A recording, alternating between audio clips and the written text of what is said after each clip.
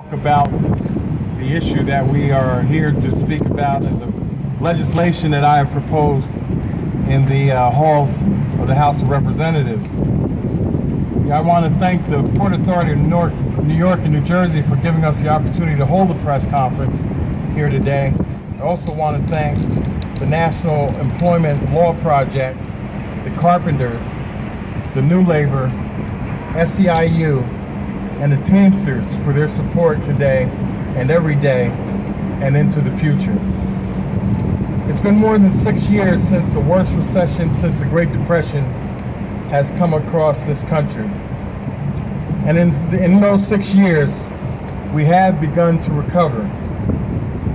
Unemployment has gone down nationwide, but in the 10th Congressional District is still higher than the national average.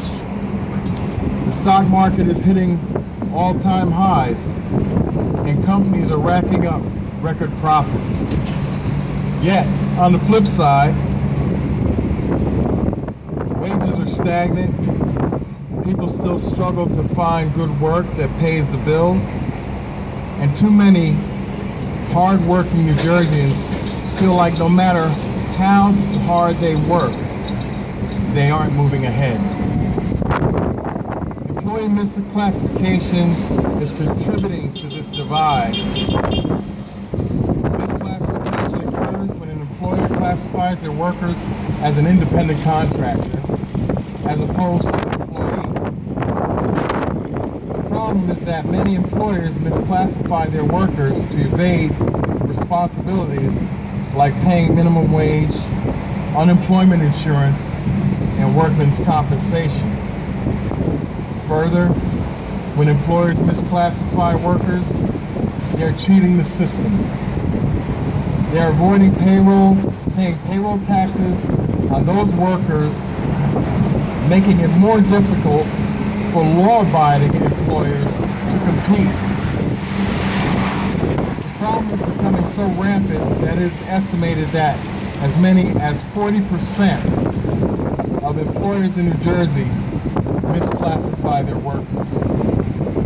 In fact, it's estimated that every year the federal government misses out on $3 to $4 billion in employment tax revenue due to misclassification, including $4 million right here in the state of New Jersey. That's money that can be invested back into New Jersey through the building of roads and bridges or educational research and development.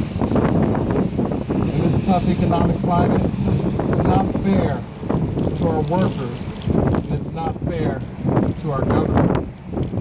That's why I introduced a bill with my colleague and friend Joe Courtney from Connecticut and Senators Bob Casey from Pennsylvania, Sherrod Brown from Ohio, and Tom Harkin from Iowa. This bill is very simple. It would require that records be kept to include accurate classification of workers and to make it a violation to discriminate against a worker because he or she opposed his or her classification. It allows for an employee to bring a private lawsuit when an employer violates minimum wage standards.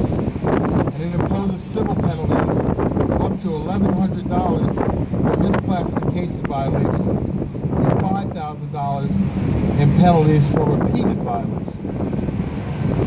We continue to recover, businesses are growing, and we're moving forward. We've got to make sure that the playing field is leveled and that our workers are not being left behind. So with that, I have a great group of people here to share their stories.